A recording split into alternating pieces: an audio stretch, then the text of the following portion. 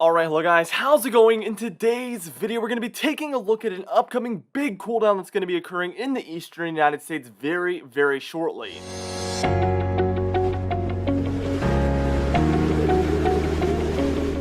Now be sure to smash that like button and leave a comment down below, as well as subscribing for more weather-related content. For today's comment of the day, I want to know, do you think that September is going to be a very warm month, or do you think that in September we're going to have kind of an earlier start to fall? Let me know what your thoughts are in the comments down below, and I'll be picking one of those for tomorrow's video.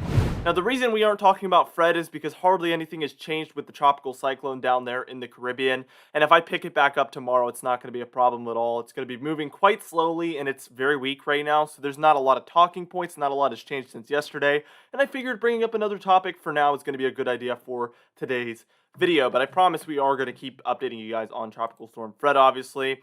Let's just get started with the temperature anomalies here. I'm going to show you guys what's going on. This is basically last night, and as you can see, we've been dealing with mostly warmer than normal conditions across the United States, but look up towards Canada. Look at all those greens and blues. That is kind of an Arctic blast. It's coming from the Arctic regions of the world, and it's blasting down into the United States. Now, it's not going to bring 30-degree temperatures, obviously, but it will be bringing some pretty far below normal temperatures. And as we take a look at the entire continent of North America here, you can see that all the way up towards northern Canada, obviously we have very far below normal temperatures.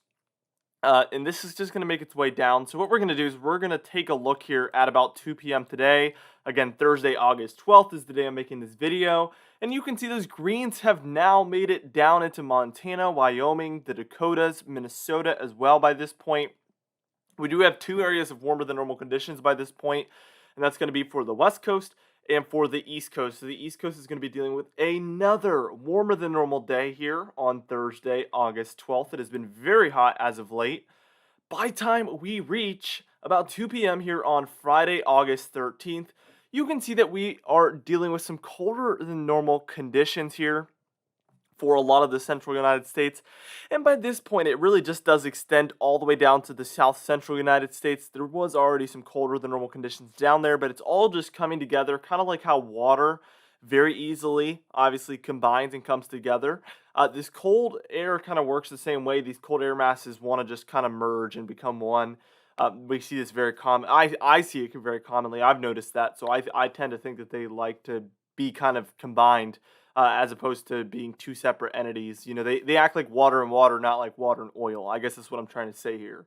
So they do just kind of very much so blend. Now, we see a lot of greens going on for Arizona, New Mexico, Texas, Kansas, Missouri, Nebraska. They're scattered about for the Dakotas. Basically, the upper Midwest up there, they're scattered about. And in those greens, we're anywhere from 10 to 15 degrees below normal, by the way.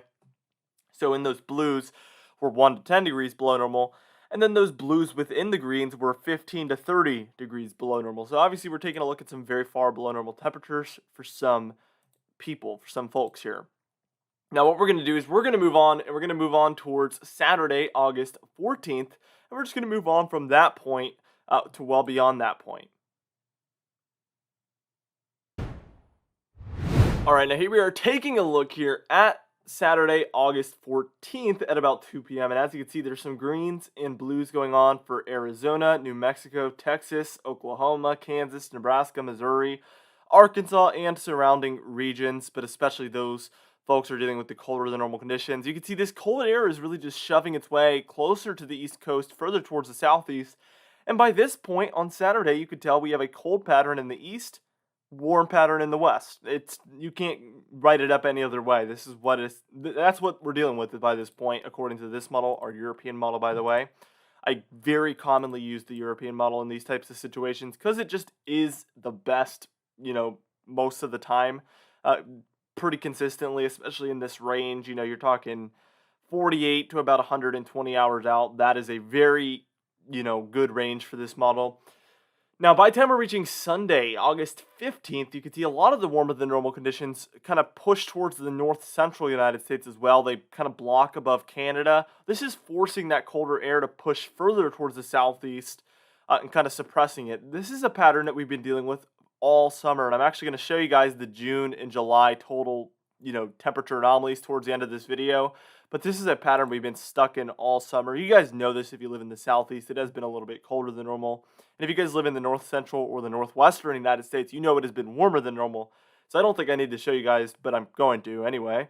Here is by the time we reach Monday, August 16th afternoon hour. You can see again colder in the southeast and south central United States, even for the northwest by this point, but warmer than normal there for the Rockies, the southwest, the north central, even the northeast has some scattered warmer temperatures. But by the time we're reaching about 2 p.m. here on Tuesday, August 17th, you can see that just a majority of the United States here is colder than normal by this point, especially the southeast, the southwest, and then even the northern Rockies there.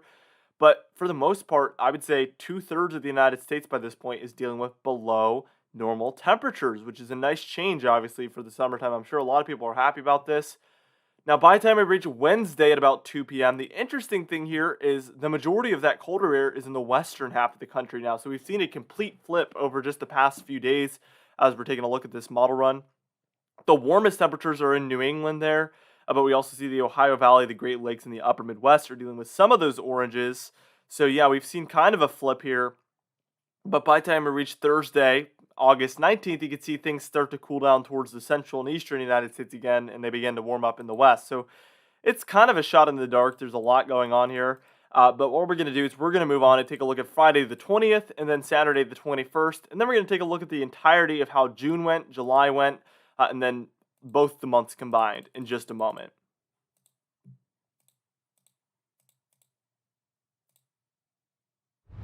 All right, now here we are taking a look at Friday, August 20th. You can see a lot of that colder air is in the central United States, like I was saying before, the Ohio Valley, kind of the southeastern United States, a lot of the Great Plains there as well. All of these folks are dealing with the colder than normal conditions by this point. Now here's Saturday, August 21st, and as you can see again, colder than normal conditions up there for the north central, the southeast, and the southwest. Warmer than normal conditions along the two coasts. And that's as far as we can get on this model run, and that's probably as far as it would even be accurate anyway, so it's not that big of a deal that it ends there. We're obviously going to be updating this temperature pattern from time to time throughout the coming month, obviously, so I will keep you guys updated as we approach later in August. Here's how June went overall. We're going to start with June, obviously, because June came before July, but especially the West was dealing with the warmer than normal conditions. Areas in there had about 5 to 10 degrees above normal. And for a 30-day period, that is very, very above normal. That is pretty far above normal. I would say significantly above normal is a good word to use there. But you can see the North Central, like I said, was dealing with those warmer than normal conditions, as well as the south, as the Northeast there. But the Southeast and the South Central United States had colder than normal conditions. As we head towards July, it was a very similar pattern. Cold, super warm out there in the west, super hot, actually, matter of fact, and also above normal there for the north central United States.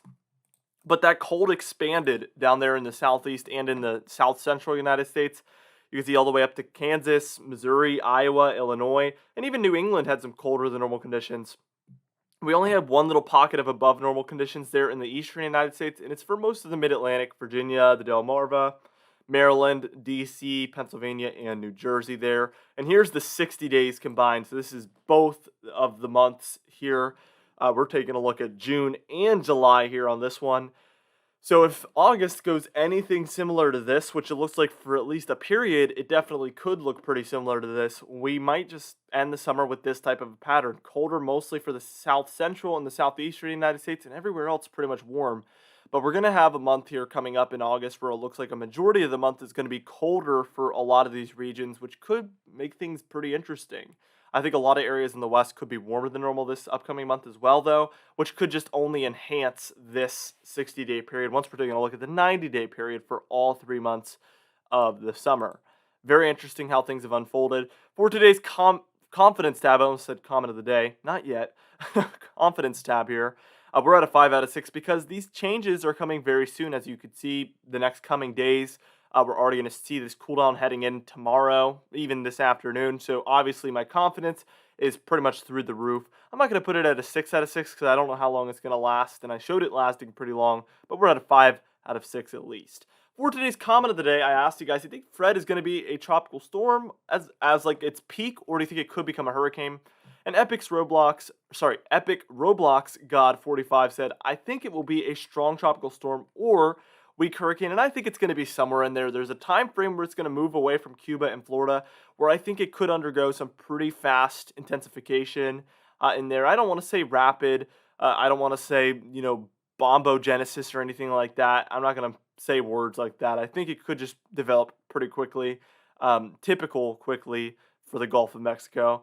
I think this one could develop into a weaker hurricane. That would not surprise me. And I've seen the Gulf really surprise this time of year, so that's why I'm not underestimating it at all. I know some folks want to, but really, trust me, the Gulf can really quickly turn things around, even when the models don't expect it. That's why I'm expecting the unexpected. For today's patron highlight of the day, I want to thank you all for supporting the channel, but especially our platinum patrons, John Benbenek, James Wade, Dovey Nagel, Little the Pan, and Donna Carnes. Alongside our diamond patrons, Bill Roberts, Marcus Connolly, Noah Harley, Michael Codalessa, Capite, Charles Dennett, Cindy Klein, Mark J, Luke Flago, Gary, John Colisi, Dwight Phelan, and Steven Kernenthal. If you'd like to be part of this exciting patron entry of the day, you can do so by joining our very exciting Patreon page in the description and in the pinned comments down below. I would also like to thank our channel members, Hair Farms 1 and Catbite as well.